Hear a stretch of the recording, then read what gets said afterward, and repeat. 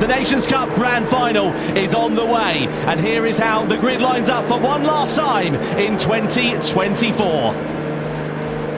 Rebel X 2019 is the car, and on pole position the winner from race 2 and the championship leader Jose Serrano. Kilian Drumont joins him on the front row of the grid. Row 2 headed by 2020 champion Takuma Miyazono. Next up is Kai de Bruyne, the Dutchman, to a roar from the Dutch crowd. Angel Enestrosa P5, he loves these cars, we know he can be quick.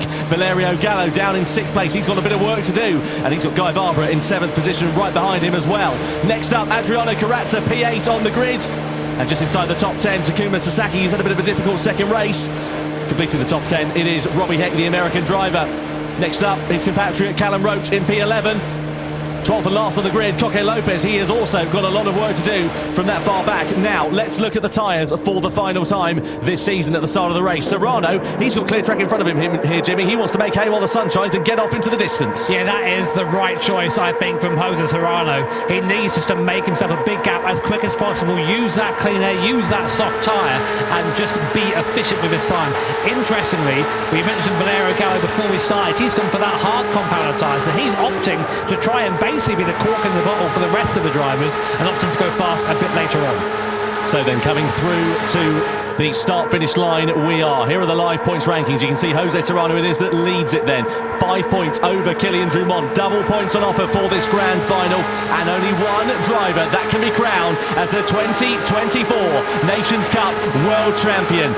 Jose Serrano will lead the field across the line. Drumont in second, Miyazono in third. For one final time in 2024, we are about to go racing.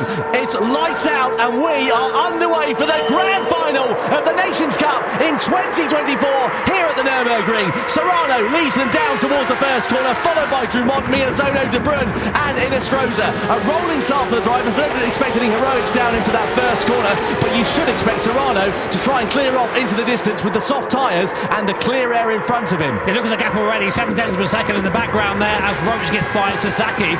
Gallo also moving behind Carazza, but Serrano, the right choice to him for his race, is just going to get away early and try and avoid squabbling with his guys behind him. Drumont ahead of Miyazono, and Kai de Bruyne looking already for a move on Takuma Miyazono.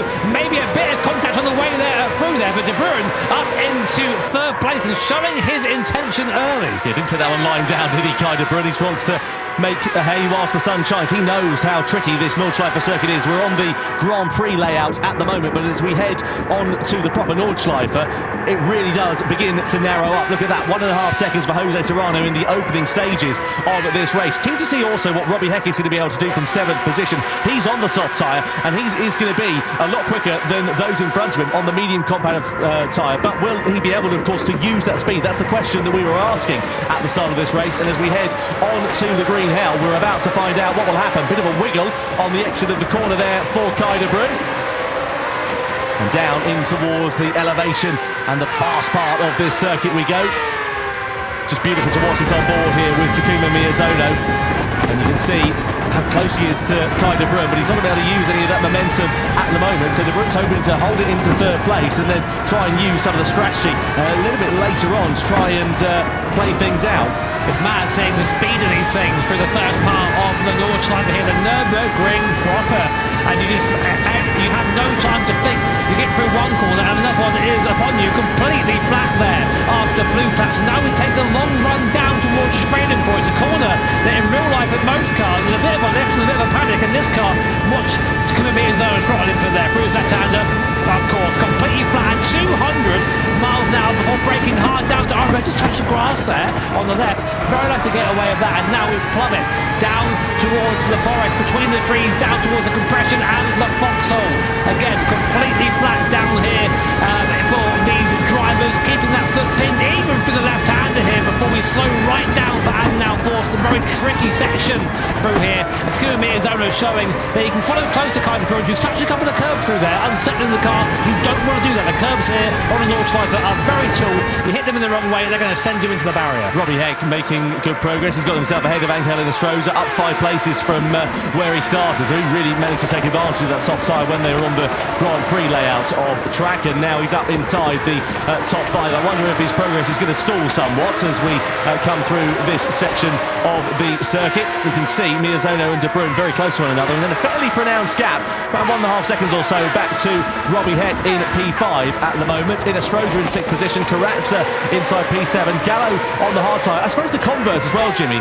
We're talking about the soft tyre and not being able to use it necessarily to your advantage on this tricky section of the track. If you're on the hard tyre, it might be a benefit because you might not be able to let anybody pass at this point in the track. Yeah, sort of the idea really. You use the hard tyre to really hinder other people. But here's a replay.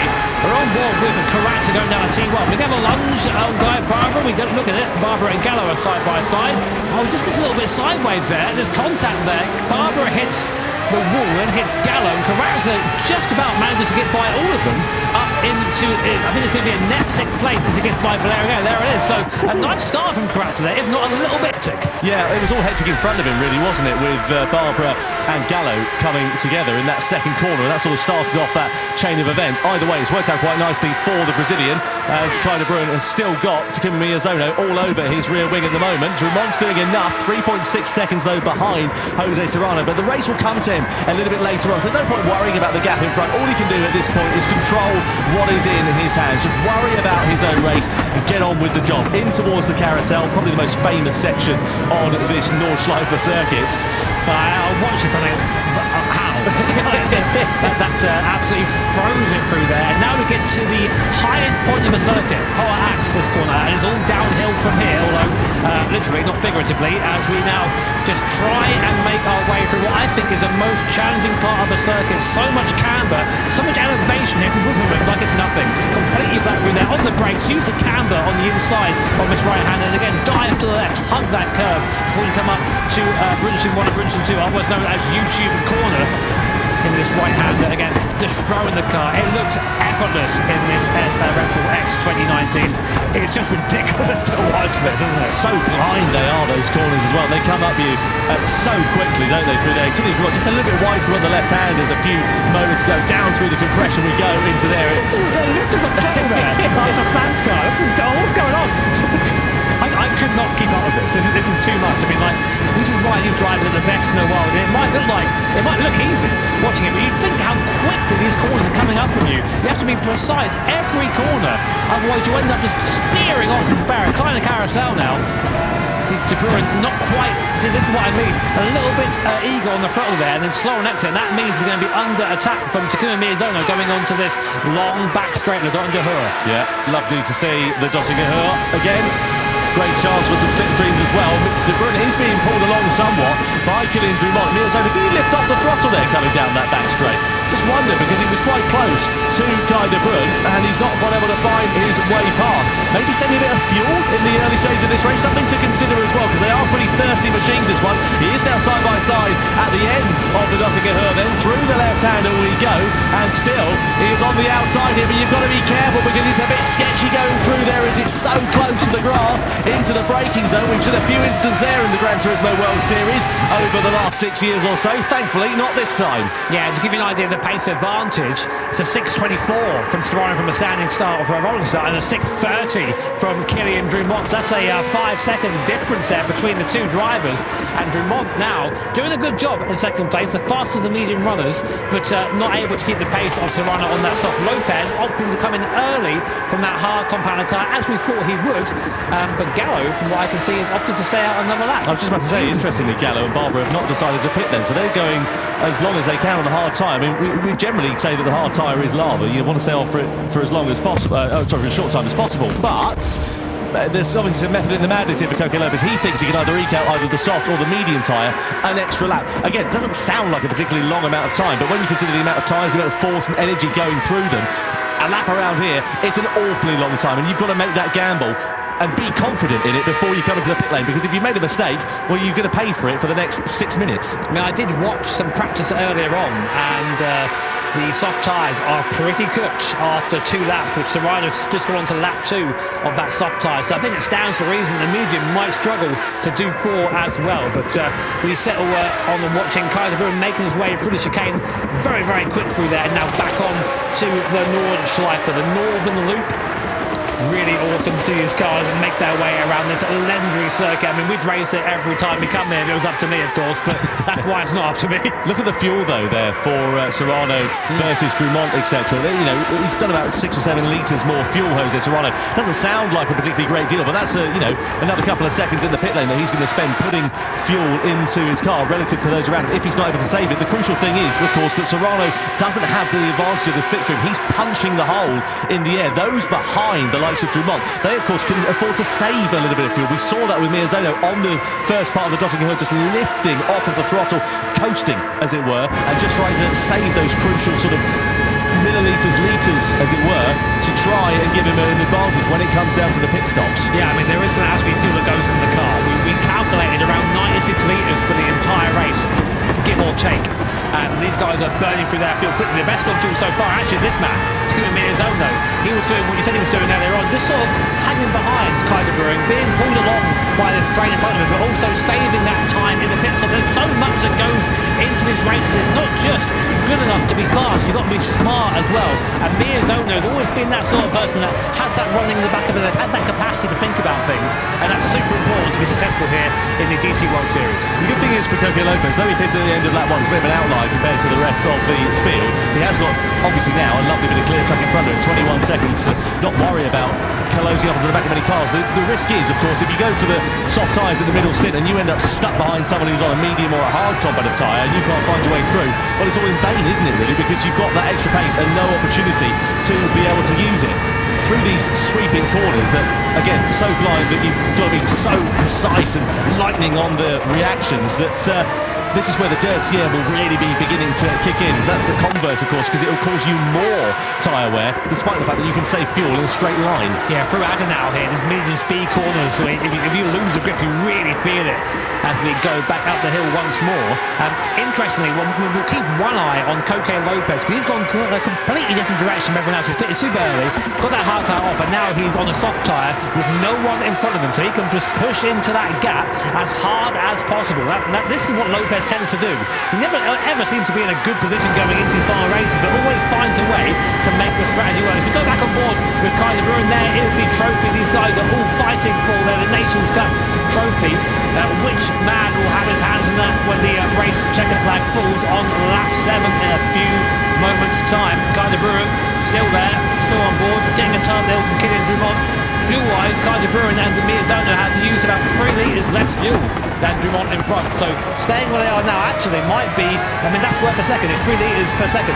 That's it, yeah. So they're just playing the smart game at the moment, biding their time. It's a marathon, not a sprint. You've got to be careful. You've got to use your head in these races. Unlike what we saw in the first one, where you can sort of afford to lunge your way through on the inside or send it around the outside and, you know, throw caution to the wind, so to speak. You can't do that here in these longer form races. You've really got to be sensible, figure out your strategy and find something that works for you. And also, crucially, not make too many mistakes, because a second here, a second there, half a second even, could be absolutely critical. Really interesting to see what the lap time's going to be for these guys on that medium tyre. 6:24, this is ridiculous for them to fall down. To give you some context, of course, I'm lucky enough to race the equivalent of a Group 4 car in real life, and our best lap time was like an 8:38. That's 2 minutes, 2 and a bit minutes faster. That's just ridiculous around here. I'll give it about time, Jimmy. It's probably a matter of time before you end up in some kind of fast prototype, isn't it? Oh, mate, not here, please. Shut your eyes, turn the wheel, hope for the best. I just don't want to do it. Through the long right, how do we go? Then the fast left-hander as they make their way through, and Kaiser Brewing, as we said, just biding his time, keeping it patient. Roach has got a penalty as well down there in 8th position. Didn't quite see exactly what that was all about. He's made up 3 places though from where he started, but he's got Sasaki not too far adrift down there in 9th position. Gallo also, as we know, on the hard tyre as it stands for now. We should see a flurry of activity in the pit lane at the end of lap 2. For my money, you're going to see at least the hard shod runners coming in. I reckon we're probably going to see the soft shod runners of Serrano and Heck probably pitting, because I don't think they'll have much life left in them. Interestingly, the gap to the front hasn't extended in the same way. So I think we're seeing that second lap on that soft tyre is nowhere near as strong as the first. I mean, to be expected. Serrano's tyres now are starting, you can see that the rear tyres are starting to get to the point where they're really, really struggling. That'd be bad traction, bad braking, the bad tyre wear affects everything about a car. As we come down again, watching Kai de Bruin again. Mirzona, I've got the impression, just lifting that throttle, just letting himself coast up to the back of the cars in front, giving himself the maximum possible pit advantage. Now, all these guys coming to the pit end this lap. Let's see, Kai de Bruin, Drummond, they all stay out on that medium compound tyre, but our leader, Jose Serrano, is into the pit lane, as is Robbie Heck behind on the soft tyres. So medium trim runners again, trying to go as long as possible, trying to do, what, 4 laps on those medium tyres, quite possibly. We're on lap 3 now, so Serrano comes into the box. He, of course, has used more fuel because he's been punching the air in front of him, and that is the difficult thing about leading the race in circumstances such as this. Though, of course, you can get clear air and run your own time, you are going to be expending a bit more fuel, and it's a lot easier to gain time on track than it is to lose time in the pit lane. You know, a second here, a second there doesn't sound like a lot, but in the pit lane it takes you ages to get that back on track, doesn't it? Yeah, it really does. I mean, like, as you say, a second in the pit lane is much easier to lose than a second on circuit, or to gain even. So there's Serrano, so he's back now in P10. Lopez, interestingly, ahead of him now on that soft compounder tyre, so it goes to show that Lopez's first stint was actually pretty good. Yeah, really good from Coque Lopez, former Nations Cup champion, of course, won it back in 2022, part of the winning lineup as well as Team Spain when it was a team competition in 23. I'm trying to understand. Lopez must have been a blinder to do that, surely. Well, am I being silly here, Tom? No, he's waited it quite nicely here so far. You know, he's still 17 seconds off the back relative because, of course, he's got Robbie Heck behind. He's closed up the gap quite nicely, about 5 seconds or so, compared to where he was when he came out in that pit stop. So it's working out quite nicely for Coque Lopez, but, again, those around him have still got to make their pit stop. You know, there's, another 10 seconds roughly there and thereabouts in Astroza, Sasaki to make up the road. So we'll see how it works out. And of course the converse for Lopez, though he's got that nice bit of clear air, he doesn't have the slip string. He can't save fuel like those others who are in close competition around him. So that could come to hinder him when he gets to the pit time again. Yes, definitely. And from there, right now, the men in the best possible position for that are De Bruin and Mirzona. Now, Kylian Drummond is now leading this race. From the front back, the Frenchman always been very, very fast in these competitions, and we know he has the ability to win here in the Gran Turismo World Series. Fast as that, though, so far belongs to Takuma Mirzona, the man in 3rd place, a 6:25.7, only marginally faster than the cars around him, but enough to have the fastest lap for now. But I guarantee you, as the race goes on, that is going to fall dramatically. Yeah, no doubt about that. Kai de Bruin just keeping watching brief on proceedings. There is Kylian Drummond. In terms of the fuel, he's exuded another 4 litres compared to the Dutchman at the moment. So just see how tight those margins are there as well as they make their way through these corners. It almost looks like they're flirting with the grass, the curb, every single opportunity going through those fast corners. What's the magic of the Nordschleife is it isn't as a traditional racetrack. It's a relic from a time that's gone, but still somehow used and raced on today. Well, look how close these barriers are. You make a mistake, you're on the grass. When you're in the grass, no grip, you're in that barrier almost straight away. And it really is a track that demands your attention. It demands skill and precision. And then on top of that, we've launched these guys into the fastest cars in the game. We go, yeah, off you go. Enjoy that, have fun. I say that outside of the Tomahawk. I would love to see a race in those. That would be class. One day. That's the thing I love about the Nations Cup as well as the variety. You know, we started off in 1,000 horsepower road cars, no downforce, you know, not particularly brilliant when it comes to braking power compared to a racing car. And then speaking of that, we end up in a racing car for the second one, where we're in, you know, a 90s Formula car. And then for the last one, we're in a modern day hyper-powered Rebel X 2019, which has got more downforce than you can shake a stick at. This is Lopez. Yeah, making his way past Robbie Heck. Heck on the hard compounder tyre here, coming through, and that was nicely done. Heck not holding him up too much, but again, nice bit of clear air there.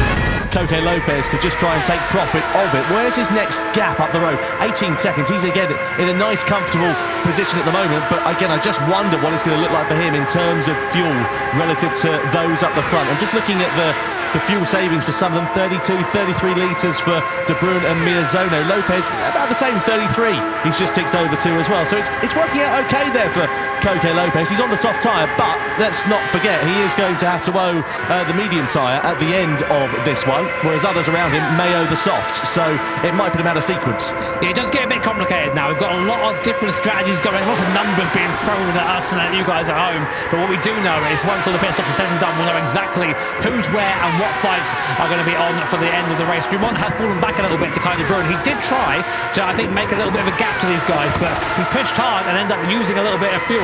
And now he's realising that, oh no, maybe actually I just gone a bit hard at this point. But De Bruyne and Miezono are doing everything they can do right now, just staying in touch, just staying within slipstream range, just outside of that massive dirty air area, which is really going to push the tyres and make things a bit more difficult for them.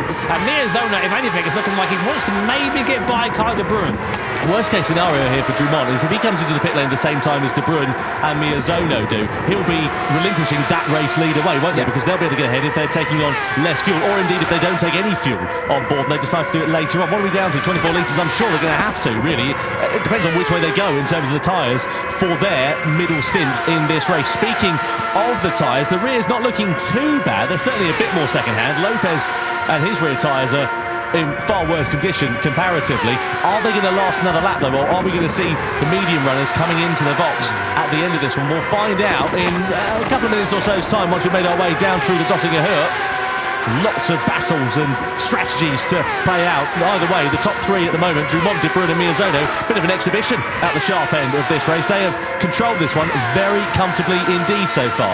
Now will Miezono save more fuel? Will he just get the slingshot, try and get onto the back of Dumont, then take the race lead from there? Who knows? I mean, here we go. Looking back from Kylian Dumont, he's pulled a bit of a gap there. Miezono, watch that little bar, the indicator on the right-hand side of the steering wheel. Will we see any lifting from Takuma Miezono? Maybe he's just turned the fuel down. You can do that in these cars. You can turn the fuel mix down a little bit. It slows down the car, but saves a little bit of fuel on the straight when you've got the slipstream anyway. The car has to do less work. It's the right time to do it as they all break hard down into the end of the lap. Off the Nordschleife, we go back on to the GP circuit, and as predicted, all three cars come into the pit lane, but that will mean that De Bruyne or Miezono will likely go up into the lead now. Look at the fuel difference. Miezono has saved 7 litres of fuel over Dumont. That's massive. That's over 2 seconds. It's huge, absolutely huge. As we say, very, very difficult to gain that back when you get onto the circuit, unless, of course, you're following a car quickly on the Dottinger Hurt. So De Bruyne, Dumont, Miezono, Inestrosa and Roach all in the box off of the medium compound of tyres. Sasaki and Karatsa have decided to carry on, presumably in their middle stint, unless they've just not come around to the pit lane yet, because of course they were a fair old way back. So fuel going on board, soft tyres for Dumont and De Bruyne. Miezono, the outlier there, he's going onto the hard compound of tyre for this middle stint. So he's going to try and hopefully gain track position and then keep the rest of the drivers behind him on the Nordschleife circuit, and it's worked out quite nicely for Miezono because he has now got track position, but of course he's got a slower compound of tyre. I have to apologise for missing something a little bit earlier on. I wondered why Serrano had dropped behind Coque Lopez. It's because the opposite take is still there. He's done his dual stop, Serrano, now. He's putting all the fuel he needs to get to the end of the race, and now has track position over Miezono, Dumont and De Bruyne, but he does have to go onto that hard tyre at the end of the race. Miezono opting to do that now, so really there's a bit of a gap again for Serrano to drive into. So that might have been an amazing strategic call from Jose Serrano.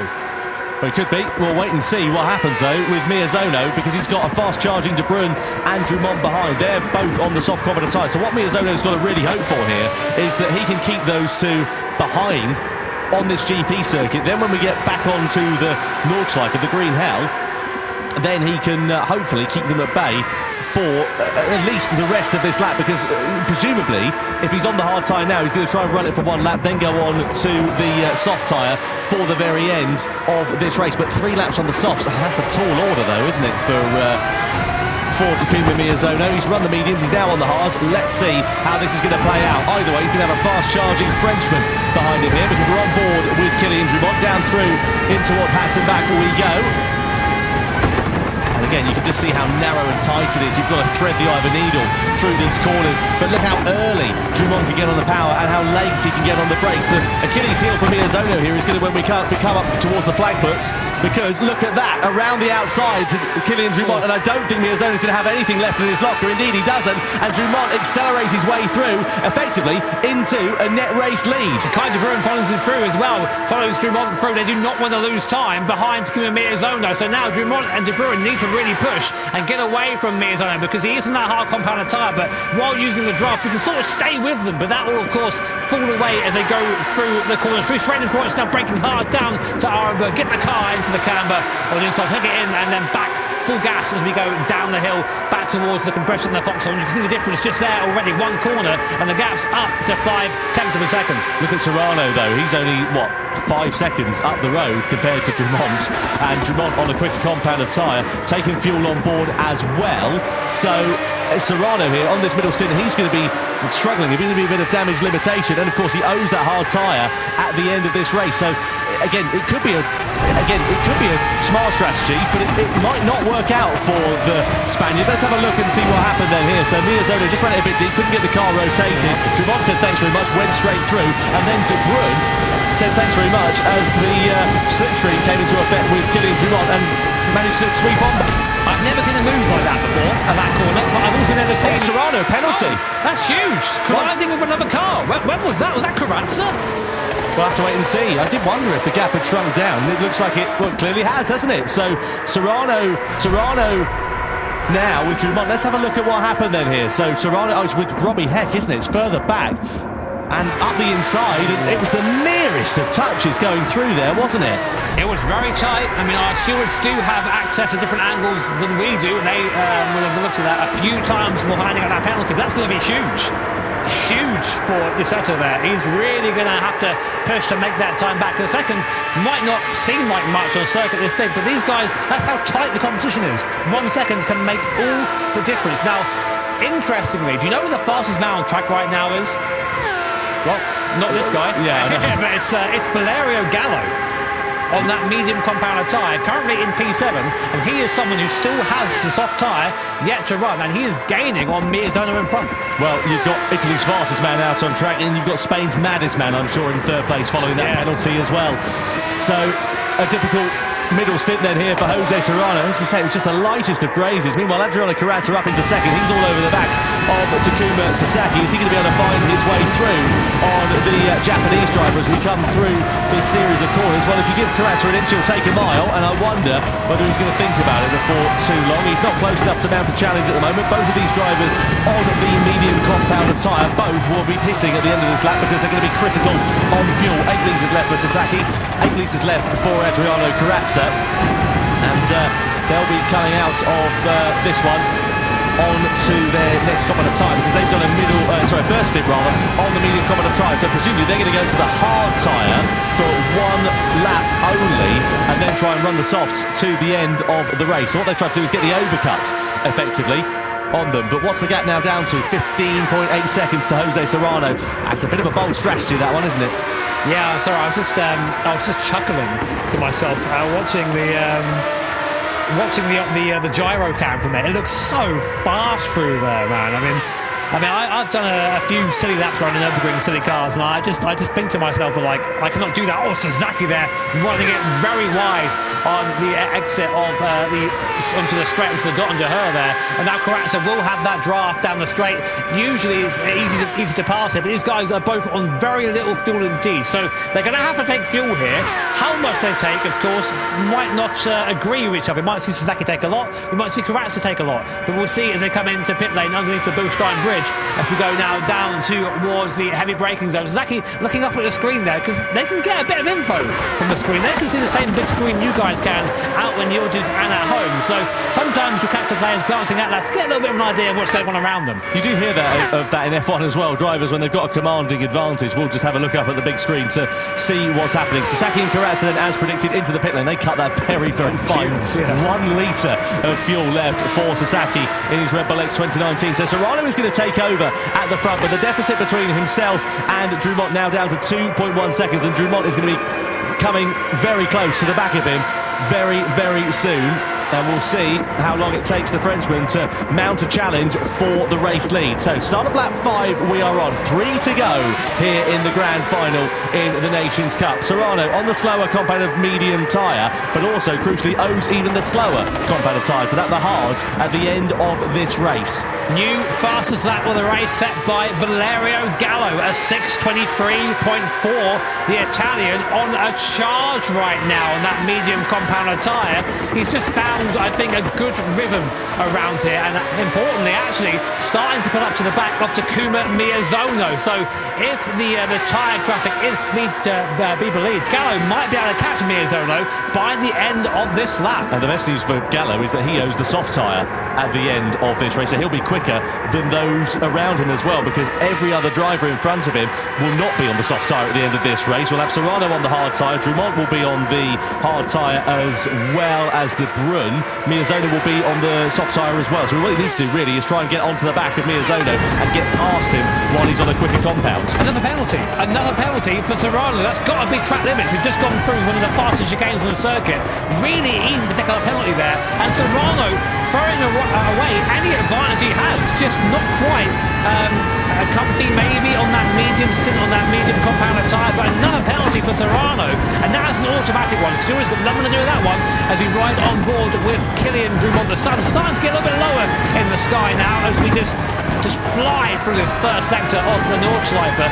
And that'll be a real encouragement to Drumont, because he can now see the car he is chasing. It won't be long before he's got a draft and he'll be right on the back of our current leader, holding 1 second penalty too. And here are our live point standings, but that will change very soon. Yeah, certainly will. So Serrano could be costing himself a chance at being crowned the 2024 Nations Cup champion here, because as you can see, very fine margins, double points on offer for this grand final as well. So if Drumont is able to leapfrog the Spaniard, it will be Drumont who is crowned as the champion, but De Bruyne, Miyazono, all relatively close behind as well. Let's have a look at what happened here to Serrano then. So as Jimmy said, coming in towards the chicane, he just clambered the curb a bit too much going into the part of it, and he knew straight away, didn't he? Bit his lip there, shook his head, and that was it, unfortunately. Big shame there for Jose Serrano, and you can see now the Jaws music is being cued in the record player, because Drumont and De Bruyne are very close behind indeed. Now, interestingly, Kai De Bruyne has done an amazing job saving fuel, whereas Kylian Drumont has 19 litres left in the tank. Kai De Bruyne has 26. That is nearly 3 seconds in the stop, and that's going to be huge for the Dutch driver when we come round to our last round of pit stops. But we've still got to get there first. This circuit bites, especially when you don't expect it. 1 lapse of concentration and you find yourself in the barrier. So if you're Kylian Drumont here, do you try and find your way through on Serrano as soon as possible? Or do you just play the long game, wait for him to serve that penalty? You've got to send it. You've got to get through as quick as possible here. He's going to be slower through that last sector. I'd say this is a good chance. Up the hill towards the carousel here. We go through Bergwerk, and then we have a nice long section.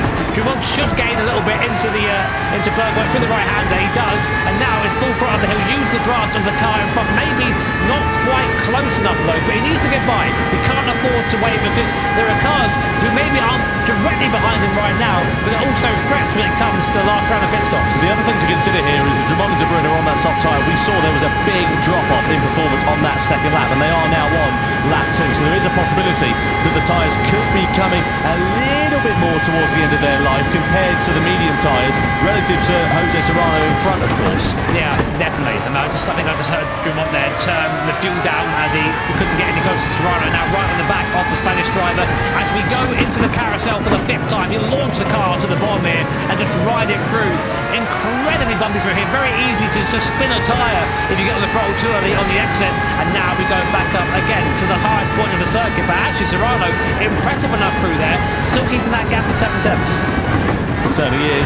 Threading the eye of the needle through there. That's beautiful from Kylian Drumont. Fantastic piece of driving from the Frenchman, and likewise Serrano and De Bruyne. I have to say, De Bruyne doing such a good job to keep within the wheel tracks consistently. Half a second he sits now behind Drumont, and he's been there for a fair amount of time. And De Bruyne actually the fastest man over the entire race in the first and second sectors over the course of this one. Up and towards YouTube corner we go.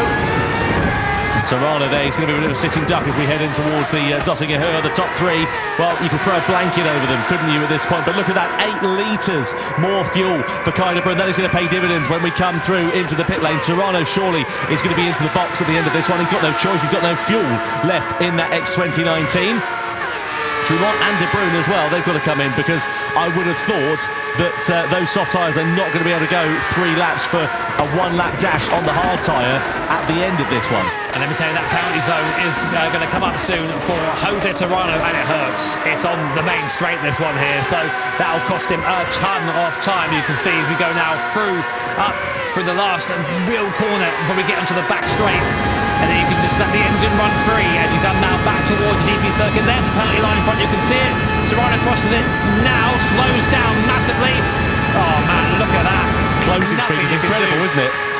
But Serrano, luckily, will have the draft. He should pick the car back up again nicely. He has fallen back a little bit, but that's not going to hurt him as much as we originally thought. But the problem is he's lost track position. They're all going to have to take a bit of fuel on board for this final stop. And again, the big outlier here is going to be Kai de Bruyne. He's got 12 litres left. Dumont in front has got 4 litres. Serrano just 2 litres. So again, very, very fine margins. Here are the live point standings. Now Dumont has got ahead of Serrano. He now would be crowned as the Nations Cup champion, but there's still 2 laps left and remaining. 1 litre of fuel left for Serrano. Cut that very, very fine indeed. De Bruyne, meanwhile, he will take over in the lead of the race with track position here, presumably, as well. The upshot is, though, that Gallo is going to be the fast charger at the end of this race. He sits in 5th position currently, but he's got the soft tyre to run. He's got a fair amount of fuel to take on board, though, as well. What about Angel Stroza behind? He's a fair way out of contention compared to Gallo, so no need really to worry about him. It's the top 5 we've got to keep an eye on here, and it's Gallo to see what progress he's now going to be able to make in the final stint of this race as he goes on to the soft tyre. Just to remind you, coming into this one, he is still very much in contention for the title. He had 27 points. He was tied on 2nd place with Kylian Dumont, and this final stint is going to define absolutely everything in the Nations Cup. Wow, it comes down to this. Kai de Bruyne out front, 3.4 seconds is the gap owing to his fuel saving throughout the race. Great strategy there from the Dutch driver. That's the gap on circuit. That is the gap to the end now. Behind him, Jose Serrano still within touching distance. Takuma Miyazono out of the pits now, and look, on that soft compounder tyre, if there's something you don't want to see in the mirrors, it is Takuma Miyazono on the soft tyre. This guy is a rocket and now has the fastest car possible until the end of the race, but as does behind him Valerio Gallo, incredibly fast Italian driver. Alternative strategy from the rest, but now also within touching distance. It's going to be an absolute dogfight to the end here, and I cannot wait as Serrano already latches onto the back of Kylian Dumont. Big outlier in this one, of course, is Takuma Sasaki. He's out of sequence compared to everybody else. Although he's in the race lead, it's not the race lead, effectively. It's the net race lead is being decided between De Bruyne and Dumont and Serrano at the moment. But keep an eye out for Miyazono and for Gallo as well, because they're both actually now on the soft compound of tyre at the end of this one. If the checkered flag fell now, of course, I know it's a bit difficult with Sasaki being in the race lead. Gallo would finish a joint 4th place in the championship standings, which is not where he wants to be. Miyazono would be 3rd in the championship standings as well. So we'll wait and see how this one is going to play out and see what the gap is going to look like between Sasaki and De Bruyne as well. Up to 10.5 seconds between them. Sasaki, as we know, on that soft compound of tyre, so he's trying to get the overcut, effectively go a lap longer now on that soft tyre compared to everybody else. In fact, he was a lap longer on his first stint, I beg your pardon, so he was a lap longer on the medium tyre at the start of this one, which is why he is now out of sequence relative to those around him. So yeah, be interested to see what happens once this final pit stop has taken place, and once we get on to the final lap, then we will know proper what the order is going to look like for the victory. Guys, you are watching right now a master at work. This is Takuma Miyazono on the soft compounder tyre, and now all he has to do is qualifying laps. Push hard now to the end of the race. Serrano ahead of us on the relative 6.9 seconds. Incredibly nice is the gap between him and Serrano. If anyone can close that down, it is this man flying down now towards the compression in every corner, every braking zone. He's going to be taking time out of the Spanish driver owing to that soft tyre. But as you said, Tom, the tyre does fall away on the second lap. So do you push hard now?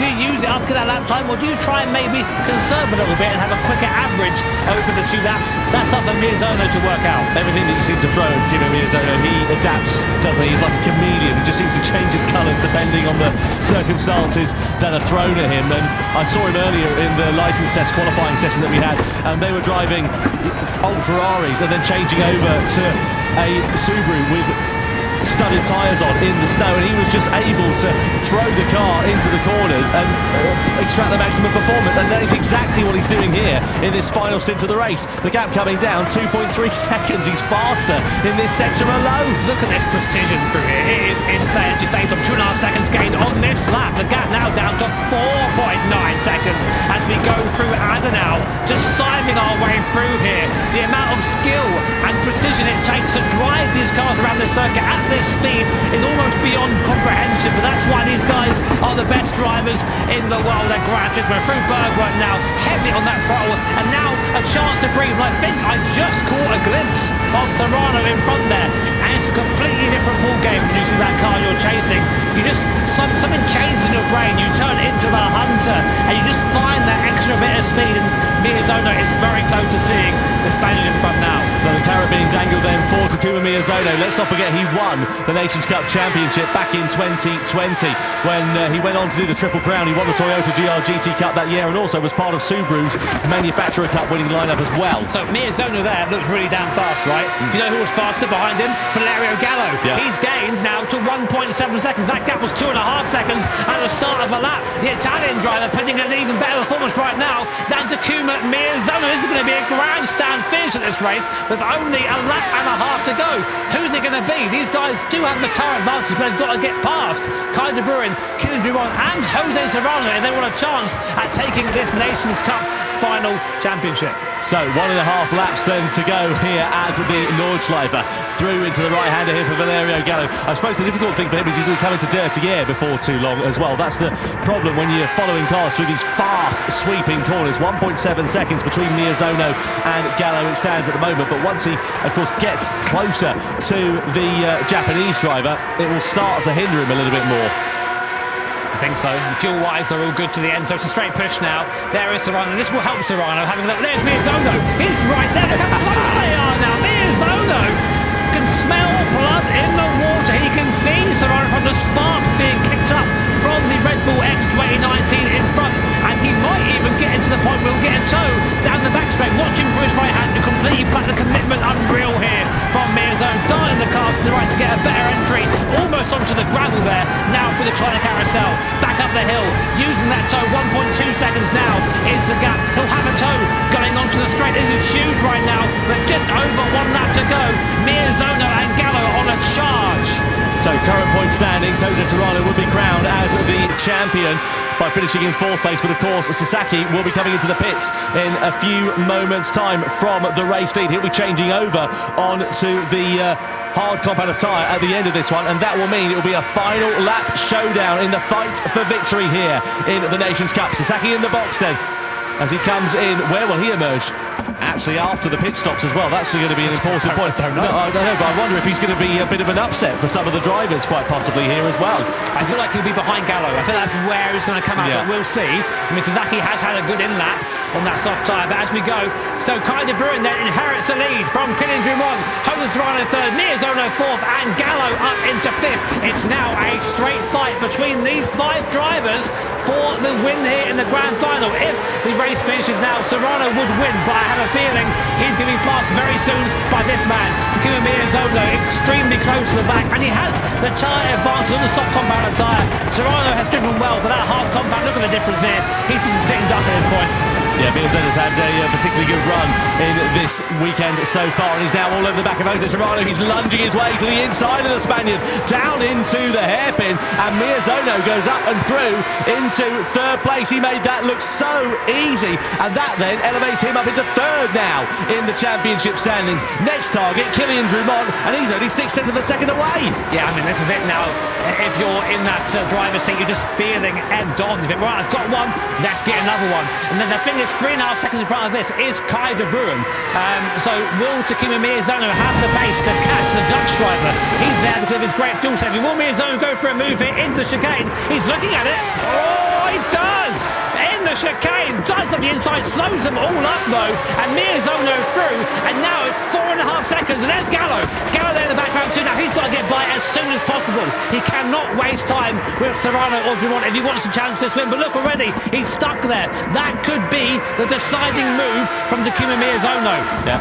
Difficult times then for Valerio Gallo. You can see there if there's a tie at the point, it'll be the driver with the higher result in this grand final race who will be crowned as the champion. Now Miyazono is up and into second. That's enough currently for him to be crowned as the world champion. But he'll be tied on points with Jose Serrano, so of course he needs to finish ahead of the Spaniard. Serrano currently in 4th place, and now here's Gallo trying to make his attempt at a pass over through flag puts on Serrano, but nothing doing for him at the moment. He's so much faster than the Spaniard because the Spaniard's on the hard covered of tyre, but he doesn't have the opportunity to use that extra pace, and he's gone underneath him. He's going to be forced to the outside line here. Gallo's going to be later on the brakes. Is he going to sweep his way through on the inside, then go to the outside line? Very close quarters here for Valerio Gallo around the outside, and Serrano's not giving this one up easy at all. Side by side they still continue to run, and eventually he has to set off a second best. It's going to be game over for Gallo at this rate. Serrano fighting for his life right now. It's so hard to keep a guy on the soft tyres behind you, but he's doing it well.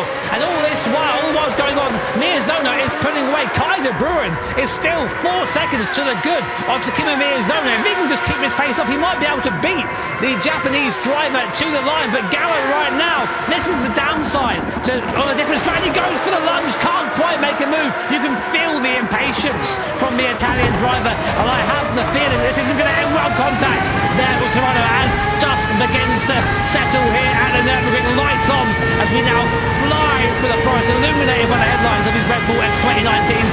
Gallo running out of time to make a move. And this is the problem when you start lower back in the pack. It gives yourself so much more work to do.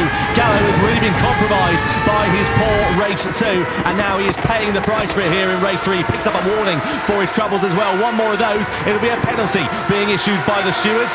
And he's still stuck behind Jose Serrano. He can feel the hopes and dreams of a world title, a second Nations Cup championship slipping through his fingers at the moment. Meanwhile, Miyazono will be rubbing his fingers with glee in about half a lap's time if it finishes as it is.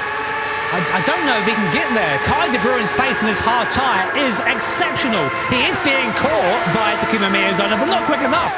Not quick enough, I think, to have to fend off. Here comes Gallo once more, looking for another place up towards the mud curve. He's side by side with Serrano. He can't make it happen.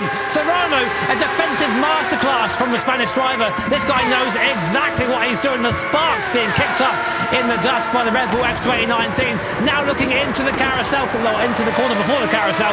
Still can't find a way by. It's a disaster for Valerio Gallo. Look at Gallo, he's all over him like a cheap suit here, trying to find his way through, going in towards the carousel, but there's just nothing he can do. You can't go 2x2 through that corner, not unless you fancy a taste of the barrier. And Dumont, meanwhile, a bit of a cork in the bottle here at the moment as well, just keeping his powder dry up the road in 3rd place. And this is so frustrating for Valerio Gallo. I'm sure it's going to be game over because we've got less than half a lap to go.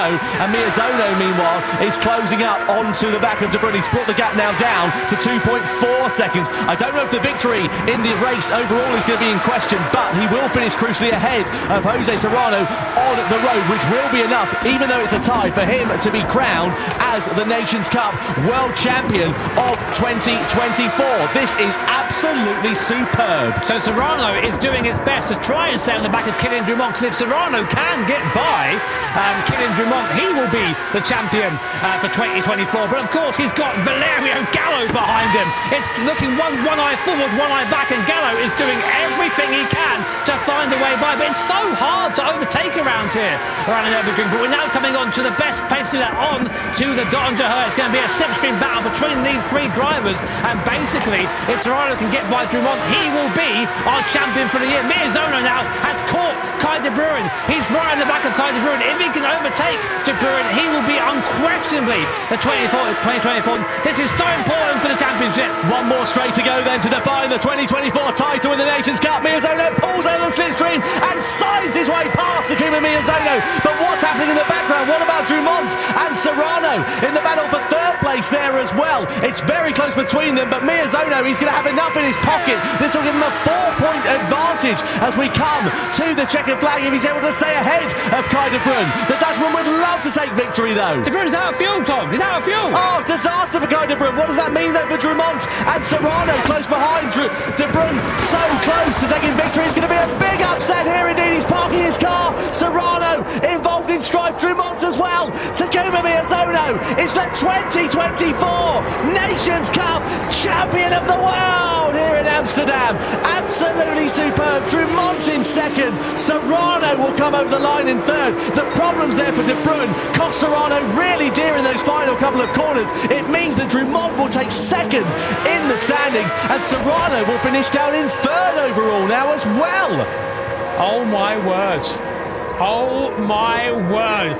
Takuma Miyazono, your champion, Nations Cup champion for 2024 with an amazing drive and all the drama at the end. Kai de Bruyne did a fantastic drive and all the drama at the end. Kai de Bruyne did a fantastic job putting himself in contention but just ran out of fuel. I saw it right at the end there, and in all that chaos at the end, we're going to have to wait for our results, I think, just to make sure we've got the points completely correct. But that was insane at the end there. Unbelievable job from this man here, Takuma Miyazono. He got the strategy absolutely spot on. He performed when he needed to, and he knew he needed to make those overtakes on that final lap as quickly as possible to not get held behind.